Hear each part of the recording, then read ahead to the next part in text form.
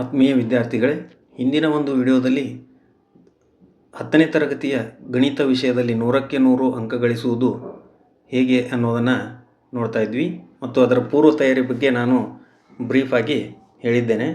ಈಗ ಅವುಗಳನ್ನು ಒಂದೊಂದಾಗಿ ಸ್ವಲ್ಪ ವಿವರಣಾತ್ಮಕವಾಗಿ ನೋಡ್ತಾ ಹೋಗೋಣ. ಮತ್ತು ವಿದ್ಯಾರ್ಥಿಗಳು ಈಗ ಮೇ ತಿಂಗಳಿದೆ, ಇಲ್ಲಿಂದನೇ ನೀವು ಶುರು ಮಾಡಿದ್ದೇ ಆದರೆ 2027ರಲ್ಲಿ ನಡೆಯುವಂತಹ ವಾರ್ಷಿಕ ಪರೀಕ್ಷೆಯಲ್ಲಿ ನೀವು ಹೆಚ್ಚು ಅಂಕಗಳನ್ನು ಅಥವಾ 100ಕ್ಕೆ 100 ಅಂಕಗಳನ್ನು ಗಳಿಸಲಿಕ್ಕೆ ಸಾಧ್ಯ ಆಗ್ತದೆ. ಈ ಪೂರ್ವ ತಯಾರಿ ಇದ್ದರೆ ನಿಮಗೆ ಈ ವರ್ಷದ ಗಣಿತ ಸುಲಭವಾಗಿ ಅರ್ಥ ಆಗ್ತದೆ. ಇದನ್ನು ನೀವು ಸಾಧ್ಯವಾದಷ್ಟು ನಿಮ್ಮ ಪಾಠಗಳು ಶುರು ಆಗೋಕ್ಕಿಂತ ಮುಂಚೆ ನೀವು ಕಲ್ತಿದ್ದೇ ಆದರೆ ನಿಮಗೆ ಗಣಿತ ಕಬ್ಬಿಣದ ಕಡಲೆ ಅಲ್ಲ, ಅತಿ ಸುಲಭವಾದಂತಹ ಒಂದು ನಿಮಗೆ ತಿಳಿಯುವಂಥ ವಿಷಯ ಆಗ್ತದೆ ಅನ್ನೋದನ್ನು ನನ್ನ ಅನಿಸಿಕೆಯಾಗಿದೆ. ಇಲ್ಲಿ ಈ ಯಶಸ್ಸಿನ ಗುಟ್ಟು, ನಿರಂತರ ಅಭ್ಯಾಸವೇ ಯಶಸ್ಸಿನ ಗುಟ್ಟು ಅಂತ ನಾವು ಹೇಳ್ಬೋದು. ನಾವು ಯಶಸ್ಸು ಸಿಗಬೇಕಂದ್ರೆ ನಮಗೆ ನಿತ್ಯ ನಿರಂತರವಾಗಿ ಅಭ್ಯಾಸವನ್ನು ಮಾಡ್ತಾ ಹೋಗಬೇಕು.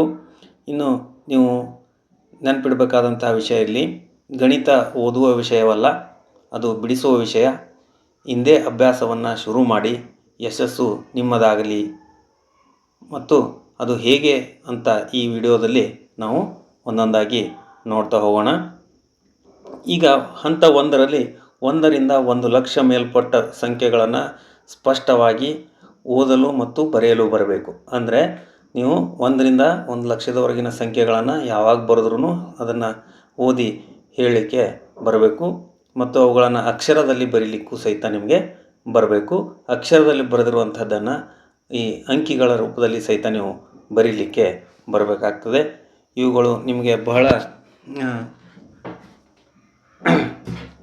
ಸಣ್ಣದಾಗಿರುವಂತಹ ವಿಷಯ ಅಂತ ಅನಿಸುತ್ತೆ, ಆದರೆ ಇವುಗಳು ಗೊತ್ತಿರಲೇಬೇಕಾಗುತ್ತೆ. ಹೀಗಾಗಿ ಅವುಗಳನ್ನು ಚರ್ಚಿಸ್ತಾ ಹೋಗ್ತಾ ಇದ್ದೀನಿ. ಇವುಗಳನ್ನು ರೂಢಿ ಮಾಡಿ ನಂತರ ಈ 1, 2, 3, 4, 5, 100ವರೆಗೂ ನಿಮಗೆ ಓದಲಿಕ್ಕೆ, ಬರೀಲಿಕ್ಕೆ ಮತ್ತು ಅವುಗಳನ್ನು ಅಕ್ಷರಗಳಲ್ಲಿ ಬರೀಲಿಕ್ಕೆ ಬರಬೇಕು ಅಂತ ಹೇಳ್ತೀನಿ. ಇನ್ನು ಸ್ಥಾನ ಬೆಲೆ ಮತ್ತು ಮುಖ ಬೆಲೆಗಳನ್ನು ಬರೀಲಿಕ್ಕೆ ಬರಬೇಕು. ಯಾವುದೇ ಒಂದು ಸಂಖ್ಯೆಯನ್ನು ಕೊಟ್ಟರೆ ಅದರ ಸ್ಥಾನ ಬೆಲೆ ಮತ್ತು ಮುಖ ಬೆಲೆಗಳನ್ನು ಬರೀಲಿಕ್ಕೆ ನಿಮಗೆ ಬರಬೇಕಾಗ್ತದೆ. ಈಗ ಉದಾಹರಣೆಗೆ ಇಲ್ಲಿ ಒಂದು ಸಂಖ್ಯೆ ಕೊಟ್ಟಿದ್ದೀನಿ, 8, 3, 4, 5, 7 ಅಂತ. ಇದನ್ನು ಹ್ಯಾಂಗೆ ನಾವು ಸ್ಥಾನ ಬೆಲೆಗೆ ಅನುಗುಣವಾಗಿ ಕೋಷ್ಟಕದಲ್ಲಿ ಬರಿಬೇಕು ಮತ್ತು ಅದನ್ನು ಹೇಗೆ ಅಕ್ಷರದಲ್ಲಿ ಬರಿಬೇಕು ಮತ್ತು ಇಲ್ಲಿ ಕೆಂಪು ಅಕ್ಷರದಿಂದ ಗುರುತಿಸಿದ್ದೀನಲ್ಲ, ಇದರ ಸ್ಥಾನ ಬೆಲೆ ಏನು, ಮುಖ ಬೆಲೆ ಏನು ಅನ್ನೋದನ್ನು ಬರೀಲಿಕ್ಕೆ ಹೇಗೆ ಅನ್ನೋದನ್ನು ನೋಡಬೇಕು.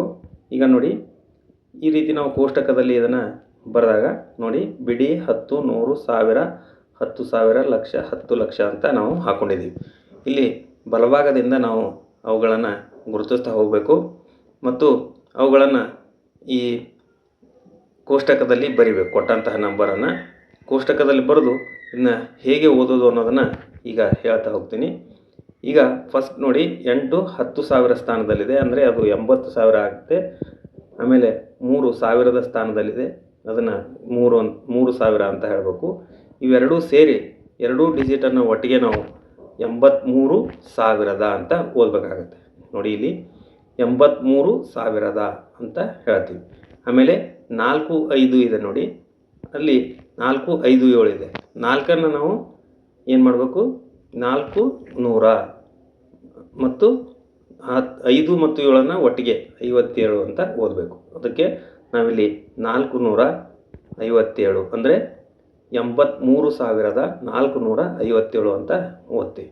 ಇನ್ನು ಇಲ್ಲಿ 83,457ರಲ್ಲಿ 3ರ ಸ್ಥಾನ ಬೆಲೆ ಏನು ಅಂತಂದರೆ, 3 ಬರೆದು ಸ್ಥಾನ ಬೆಲೆ ಅಂತ ಬಂದಾಗ ಅದು ಎಷ್ಟನೇ ಸ್ಥಾನದಲ್ಲಿದೆ ಮತ್ತು ಅದರ ಬೆಲೆ ಎಷ್ಟು ಇಂಟು 1000 ಅಂದರೆ 3,000 ಅಂತ ಆಯಿತು. ಅದೇ ರೀತಿ ಮುಖ ಬೆಲೆ ಅಂದರೆ ಅಲ್ಲಿ ನಮ್ಗೆ ಏನು ಕಾಣ್ತದೆ ಅದೇ ಮುಖ ಬೆಲೆ. 3ರ ಮುಖ ಬೆಲೆ ಅದು ಯಾವುದೇ ಸ್ಥಾನದಲ್ಲಿದ್ದರೂ 3 ಆಗಿರ್ತದೆ. ಬಿಡಿ ಸ್ಥಾನದಲ್ಲಿದ್ದರೂ 3, 10ರ ಸ್ಥಾನದಲ್ಲಿದ್ದರೂ 3, ಆಮೇಲೆ 100ರಲ್ಲಿದ್ದರೂ ಅಷ್ಟೇ, ಲಕ್ಷದಲ್ಲಿದ್ದರೂ ಅಷ್ಟೇ, 10 ಲಕ್ಷ, ಕೋಟಿ ಎಲ್ಲಾದ್ರೂ ಮುಖ ಬೆಲೆ ಅಷ್ಟೇ ಆಗಿರ್ತದೆ.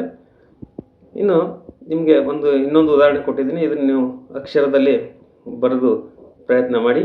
8, 3, 4 5 7 6 ಮತ್ತು ಸ್ಥಾನ ಬೆಲೆಗಳಾಗಿ ನಾವು ಬರೆದಿದ್ದೀವಿ. ಅದನ್ನು ನೀವು ಹೇಗೆ ಬರಿಬೇಕು ಅನ್ನೋದನ್ನು ನೋಡಿ ಮತ್ತು ಅದರ ಮುಖಬೆಲೆ ಸ್ಥಾನ ಬೆಲೆಯನ್ನು ಕೂಡ ನೀವು ಇಲ್ಲಿ ಬರಿಬೇಕಾಗ್ತದೆ. ನೋಡಿ, ಅಕ್ಷರಗಳಲ್ಲಿ ಬರೀರಿ. ಆಮೇಲೆ ಅದರ ಸ್ಥಾನ ಬೆಲೆ ಹಾಗೂ ಮುಖಬೆಲೆಯನ್ನು ಬರೆದು ಕಮೆಂಟ್ ಬಾಕ್ಸ್ನಲ್ಲಿ ಈ ಉತ್ತರವನ್ನು ಬರಿಬೋದು. ನಂತರ ಎರಡನೇ ಹಂತ, ಕನಿಷ್ಠ 20ರವರೆಗಿನ ಮಗ್ಗಿಗಳನ್ನು ರೂಢಿ ಮಾಡಬೇಕು ಮತ್ತು ಅದನ್ನು ಹೇಳಲಿಕ್ಕೆ ಬರಬೇಕು. ನೀವು ಮಗ್ಗಿ ಕೋಷ್ಟಕವನ್ನು ತೆಗೆದುಕೊಂಡು ಮಗ್ಗಿಯನ್ನು ದಿನನಿತ್ಯ ಹೇಳ್ತಾ ಹೋಗಬೇಕು. ಈಗ 20ರವರೆಗಿನ ಮಗ್ಗಿಗಳನ್ನು ಒಂದು ಹಾಳೆಯಲ್ಲಿ ದಪ್ಪ ಅಕ್ಷರಗಳಲ್ಲಿ ಬರೆದು ಅದು ನಿಮಗೆ ಯಾವಾಗಲೂ ಕಾಣುವಂತೆ ಅಂಟಿಸಬೇಕು ಮನೆಯಲ್ಲಿ. ಆಮೇಲೆ ಪ್ರತಿದಿನ 2-3 ಬಾರಿ ಅದನ್ನು ಗಟ್ಟಿಯಾಗಿ ಹೇಳಬೇಕು. ಆ ಮಗ್ಗಿಗಳನ್ನ ಕೂತ್ಕೊಂಡು ಬೆಳಗ್ಗೆ ಸಾಯಂಕಾಲ ನೀವು 1 ಸರಿ 2 ಸರಿ ಎಷ್ಟು ಸಾಧ್ಯ ಆಗುತ್ತೆ ಅಷ್ಟನ್ನ ಅದನ್ನು ಹೇಳ್ತಾ ಹೋಗ್ಬೇಕು. ನೀವು ಎಷ್ಟು ರೂಢಿ ಮಾಡ್ತೀರಿ ನಿಮಗೆ ಅಷ್ಟು ಗಣಿತ ವಿಷಯದಲ್ಲಿ ಅದಕ್ಕೆ ಸಂಬಂಧಪಟ್ಟಂಥ ಲೆಕ್ಕಗಳನ್ನು ಬಿಡಿಸಲಿಕ್ಕೆ ಸುಲಭ ಆಗ್ತದೆ. ಅದೇ ರೀತಿ ನಂತರ ಪ್ರತಿದಿನ ಅವುಗಳನ್ನು ನೋಡದೆ ಬರೆದು ರೂಢಿ ಮಾಡಬೇಕು. ಪ್ರತಿದಿನ 1 ಸರಿ ಆದರೂ ಅವುಗಳನ್ನು ನೋಡದೆ ಬರೀಲಿಕ್ಕೆ ಪ್ರಯತ್ನ ಮಾಡಿ. ಇನ್ನು 1ರಿಂದ 30ರವರೆಗಿನ ವರ್ಗ ಸಂಖ್ಯೆಗಳನ್ನು ಯಾವಾಗ ಕೇಳಿದ್ರು ಹೇಳಲಿಕ್ಕೆ ಬರಬೇಕು. ಅಂದರೆ ಈಗ 1ರ ವರ್ಗ ಅಂದರೆ 1ಅನ್ನು ನಾವು 2 ಸರಿ ಗುಣಿಸಿದಾಗ ಬರುವಂಥ ಗುಣಲಬ್ಧಕ್ಕೆ ನಾವು ವರ್ಗ ಅಂತ ಹೇಳ್ತೀವಿ. 1ರ ವರ್ಗ. 2ರ ವರ್ಗ ಅಂದರೆ 2ಅನ್ನು 2 ಸಾರಿ ಗುಣಿಸ್ಬೇಕು. ಹೀಗೆ 1ರಿಂದ 30ರವರೆಗಿನ ಮಗ್ಗಿಗಳನ್ನು ಒಂದು ಹಾಳೆಯಲ್ಲಿ ದಪ್ಪ ಅಕ್ಷರಗಳಲ್ಲಿ ಬರೆದಿರೋ ಹಾಗೆ ಇಲ್ಲಿ ವರ್ಗ ಸಂಖ್ಯೆಗಳನ್ನು ಬರೆದು ನಿಮ್ಗೆ ಕಾಣುವಂತೆ ಅಂಟಿಸಬೇಕು. ನಂತರ ಅವುಗಳನ್ನು ಪ್ರತಿ 2-3 ಬಾರಿ ಗಟ್ಟಿಯಾಗಿ ಹೇಳಬೇಕು. ಈಗ ನೋಡಿ, ಇವುಗಳನ್ನು ಸಹಿತ ಪ್ರತಿದಿನ 2-3 ಬಾರಿ ಗಟ್ಟಿಯಾಗಿ ಹೇಳಬೇಕು. ನಂತರ ಪ್ರತಿದಿನ ಅವುಗಳನ್ನು ನೋಡದೆ ಬರೆದು ರೂಢಿ ಮಾಡಿಕೊಳ್ಬೇಕು. ಇನ್ನು ಕೆಲವೊಂದಿಷ್ಟು ಉದಾಹರಣೆಗಳನ್ನು ಇಲ್ಲಿ ಬರೆದಿದ್ದೀನಿ. ನೀವು 30ರವರೆಗೂ ಇದನ್ನು ಕಂಟಿನ್ಯೂ ಮಾಡಿ. 1ರ ವರ್ಗ 1 ಸ್ಕ್ವೇರ್ = 1 × 1 = 1, 2 ಸ್ಕ್ವೇರ್ = 2 × 2 4. ಹೀಗೆ ಇದನ್ನು ನೀವು ಕಂಟಿನ್ಯೂ ಮಾಡಿ 30ರವರೆಗೂ ವರ್ಗ ಸಂಖ್ಯೆಗಳನ್ನು ಬರೆದು ರೂಢಿ ಮಾಡಿಕೊಳ್ಬೇಕು. ಇನ್ನು ಅದೇ ರೀತಿ ಘನ ಸಂಖ್ಯೆಗಳನ್ನು ಸಹಿತ ನೀವು ಮಾಡಬೇಕಾಗ್ತದೆ. 1ರಿಂದ 15ರವರೆಗಿನ ಘನ ಸಂಖ್ಯೆಗಳನ್ನು ಯಾವಾಗ ಕೇಳಿದ್ರು ಹೇಳಲಿಕ್ಕೆ ಬರಬೇಕು. ಮತ್ತು ಅದೇ ರೀತಿ ಅವುಗಳನ್ನು 1ರಿಂದ 15ರವರೆಗಿನ ಘನಗಳನ್ನು ಒಂದು ಹಾಳೆಯಲ್ಲಿ ದಪ್ಪ ಅಕ್ಷರಗಳಲ್ಲಿ ಬರೆದು ನಿಮಗೆ ಕಾಣುವಂತೆ ಅಂಟಿಸಬೇಕು.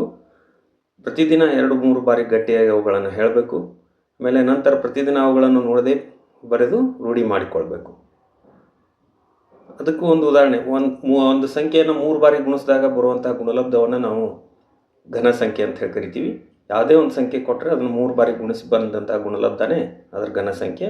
ಕನಿಷ್ಠ 1ರಿಂದ 15ರವರೆಗಿನ ಘನ ಸಂಖ್ಯೆಗಳನ್ನು ನೀವು ಹೇಳಲಿಕ್ಕೆ ಬರಬೇಕು. 1ರ ಘನ 1, 2ರ ಘನ 8, 3ರ ಘನ 27, 4ರ ಘನ 64, 5ರ ಘನ 125 ಈ ರೀತಿ ಓದಿ ಅವುಗಳನ್ನು ಪ್ರಾಕ್ಟೀಸ್ ಮಾಡಬೇಕು. ಇನ್ನು ಇದನ್ನು 15ರವರೆಗೂ ನೀವು ಬರೆದು ರೂಢಿ ಮಾಡ್ಕೊಳ್ಳಿ.